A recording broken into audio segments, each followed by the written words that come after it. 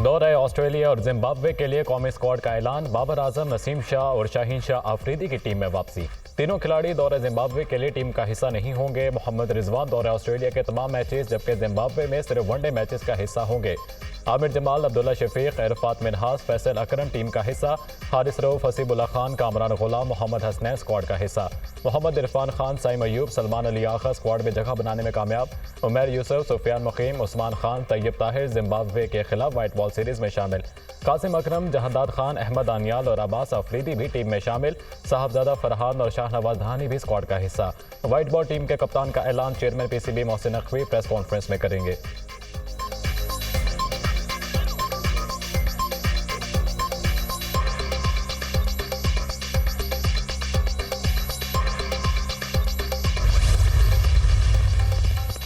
Pakistan cricket team के 25 खिलाड़ियों के सेंट्रल कॉन्ट्रैक्ट का ऐलान। सेंट्रल कॉन्ट्रैक्ट की कैटेगरी में बड़ी उखाड़ पिछाड़। बाबर आजम और मोहम्मद रिजवान ए कैटेगरी में बरकरार। शाहीन शाह आफरीदी की तनज़ली ए से बी कैटेगरी में चले गए। नसीम शाह की भी बी कैटेगरी, शान मसूद की बी कैटेगरी कप्तानी से मशरूत।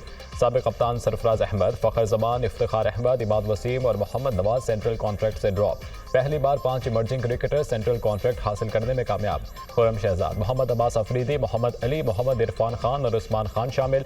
नुमान अली की सी कैटेगरी फिटनेस से मशरूत। अब्दुल्ला शफीक, शादाब खान, इब्रार अहमद, साजिद खान, सलमान अली आगा, सऊद शकील, हारिस रऊफ, साइम अयूब सी कैटेगरी में शामिल। आमिर जमाल, मोहम्मद वसीम जूनियर, मोहम्मद हुरैरा, मीर हमजा, हसीबुल्ला खान और कामरान गुलाम डी कैटेगरी में होंगे।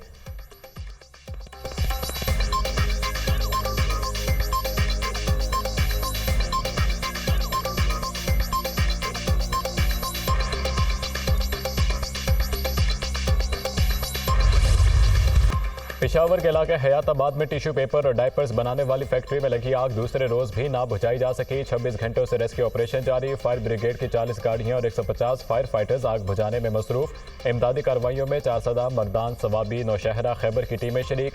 पाक फजैया के एहलकार और मशीनरी भी रेस्क्यू ऑपरेशन में शामिल। आग बुझाने के अमल में 10 फायर फाइटर्स की हालत गैर। आतिशज़दगी से करोड़ों रुपए का सामान जल गया। रेस्क्यू हुकाम का 90% आग पर काबू पाने का दावा।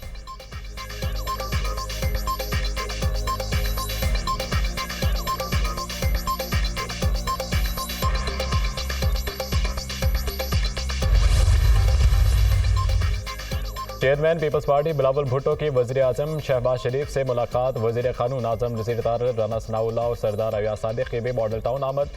साबिक़ वज़ीर आज़म राजा परवेज़ अशरफ और गवर्नर पंजाब बिलावल भुट्टो के हमरा हैं।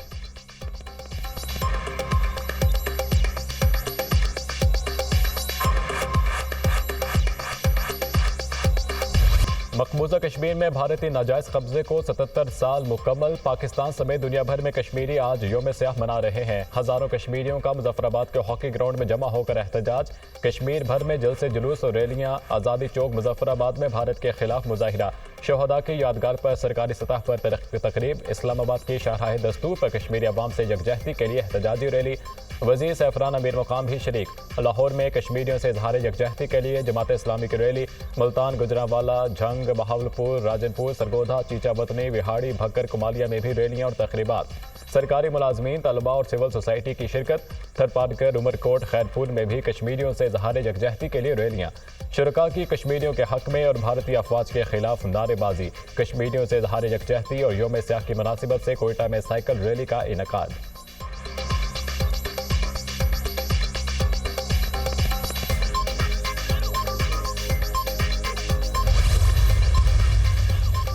मकबूजा कश्मीर में इंसानी हुकूक की संगीन खिलाफ वर्जियाँ हो रही हैं। कश्मीरी अजीम मकसद से पीछे नहीं हटेंगे। वज़ीर आज़म आज़ाद कश्मीर चौधरी अनवारुल हक का पैगाम।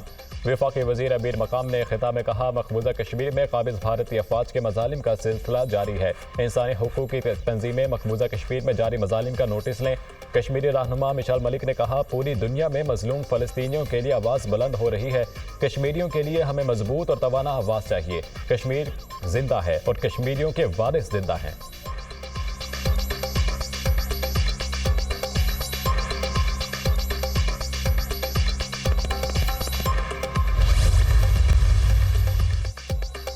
77 बरस पहले आज के दिन भारत ने कश्मीर पर कब्जा किया। कश्मीरी अवाम की कुर्बानियां रायगा नहीं जाएंगी। पाकिस्तान कश्मीरियों की मुकम्मल हिमायत जारी रखेगा। वज़ीर आज़म शहबाज शरीफ का यौम सियाह के मौके पर पैगाम। कहा, भारतीय काबिज अफवाज कश्मीरियों पर जुल्म ढा रही है। जाबिराना इक़दाम कश्मीरी अवाम के हक़ खुदरादियत की तड़प को कम नहीं कर सकते। Chairman People's Party Bilawal Bhutto ने कहा कि मजलूम कश्मीरी अवाम के लिए हमारी हिमायत गैर मुतज़लज़ल रही है और हमेशा रहेगी।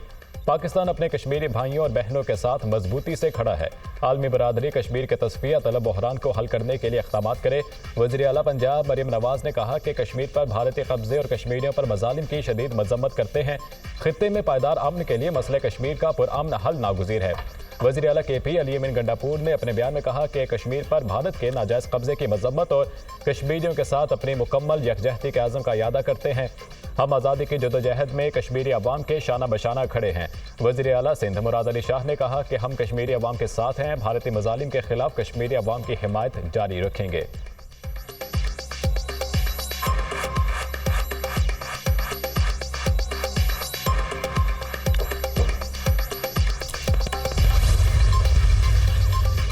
कश्मीरियों के खून का सौदा नहीं करने देंगे। भारत के बजाय अफगानिस्तान से दोस्ती करनी चाहिए। भारत से दोस्ती वाली खारजा पॉलिसी किसी सूरत कबूल नहीं। कश्मीर और फ़लस्तीन को तहरीकों में लोगों ने अपनी जिंदगियां लगा दी। मकबूजा कश्मीर में भारत इंसानी हकूक़ की खिलाफ वर्जियाँ कर रहा है। कश्मीरी तवील मुद्दत से लॉकडाउन का शिकार हैं। याहिया सिनवार की शहादत ने सबको कुर्बानी का पैगाम दिया। फ़लस्तीन इंशाअल्लाह शुहदा के खून से आज़ाद होगा। अमीर जमात इस्लामी हाफिज नेमुर रहमान की प्रेस कॉन्फ्रेंस।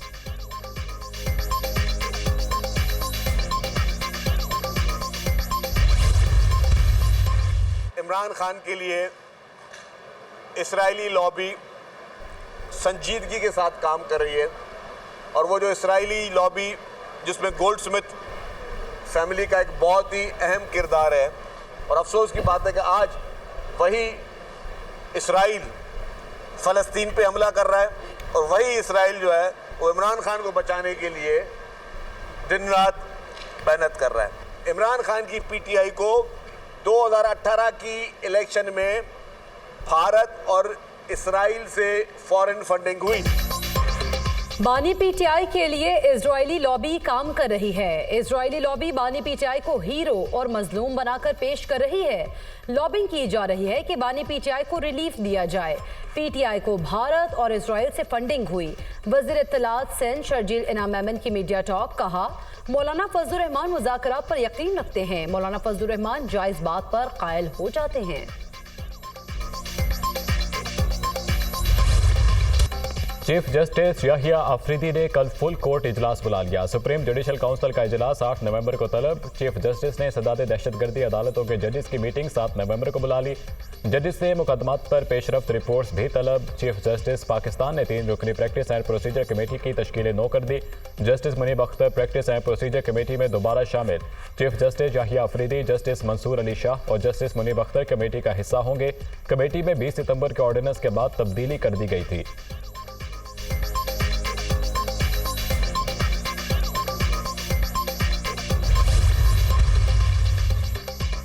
टैक्स के लिए किसी को हिरासा नहीं किया जाएगा। FBR में इस्लाहात ला रहे हैं। नॉन फाइलर गाड़ियां और जायदादें खरीद नहीं सकेंगे। अमेरिका में मौजूद बिजनेस कम्युनिटी पाकिस्तान में सरमायाकारी की ख्वाहां है। वज़ीर ख़जाना मोहम्मद औरंगज़ेब की मीडिया से गुफ्तगू। कहा, पाकिस्तान पायदार तरक्की के रास्ते पर गामजन है। मुआशी तरक्की के लिए तवील मुद्दती मंसूबे बनाना होंगे। मुल्क की ज़र मुबादला के ज़खायर 11 अरब डॉलर से बढ़ गए हैं। कोशिश होगी कि ये IMF के साथ आखिरी प्रोग्राम हो। वर्ल्ड बैंक पाकिस्तान को कर्ज नहीं बल्कि ग्रांट देगा। टैक्स टू GDP को 9 से 13% पर लाएंगे।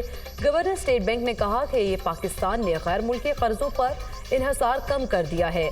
आलमी इदारे भी कर्ज देना चाहते हैं लेकिन हम अपनी शराइत पर कर्ज लेंगे। वज़ीर ख़जाना मोहम्मद औरंगज़ेब की चीन के नायब वज़ीर ख़जाना से वाशिंगटन में अहम मुलाकात। दोनों मुल्कों में 2 तरफ़ा दोस्ती के मज़ीद बढ़ाने के आज़म का इज़हार। वज़ीर ख़जाना का पाकिस्तान की समाजी और इक़्तिसादी तरक्की में चीन की हिमायत पर इज़हार तशक्कुर। पाकिस्तान में इलेक्ट्रिक गाड़ियाँ मुतारिफ कराने के BYD के फैसले का खैर मकदम।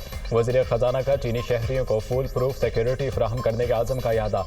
करेंसी स्विप माहिदे की हद बढ़ाकर 40 अरब युआन करने की दरख्वास्त। वज़ीर ख़जाना मोहम्मद औरंगज़ेब की एशियन इंफ्रास्ट्रक्चर इन्वेस्टमेंट बैंक के सदर से मुलाकात। 2022 के सैलाब की तबाहकारियों से निपटने के लिए बैंक की इमदाद को सराहा। वज़ीर ख़जाना ने N5 की तामीर नौ के मंसूबे में AIIB को सरमायाकारी की दावत दी।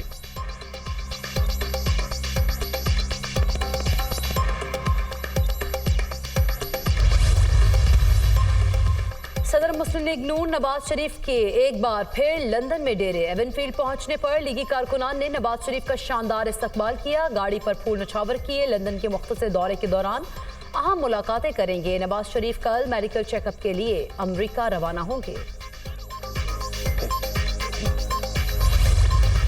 ईरान पर हमले के लिए इसराइली जंगी तैयारों ने इराक में अमरीकी फौजी अड्डा इस्तेमाल किया। ईरानी मिशन बराए अक़वाम मुत्तहिदा का दावा अमरीका को बराबर का जिम्मेदार करार दे दिया। अमरीकी मीडिया ने दावा किया इसराइल ने पासदारान इनकलाब के 3 मिसाइल अड्डों को निशाना बनाया। तेहरान के करीब इमाम खमीनी एयरपोर्ट के S-300 डिफेंस को निशाना बनाया। इसराइली ड्रोन्स ने तेहरान और मज़ाफ़ात में हमले किए। ईरानी फौज की इसराइली हमलों में 4 ईरानी फौजियों की शहादत की तस्दीक। इसराइली जारहियत का कामयाबी से दिफा किया। हमलों को नाकाम बनाने के लिए फ़ज़ाई दिफाई निज़ाम इस्तेमाल किया गया। तेहरान, खिज़िस्तान और इलाम सूबों में फौजी मराकज़ को निशाना बनाया गया। कुछ मकामात पर मामूली नुकसान पहुंचा। कोई इसराइली तैयारा ईरान की हदूद में दाखिल नहीं हुआ। ईरानी हुक्काम का बयान। इसराइल का ईरान में 20 मकामात को निशाना बनाने का दावा।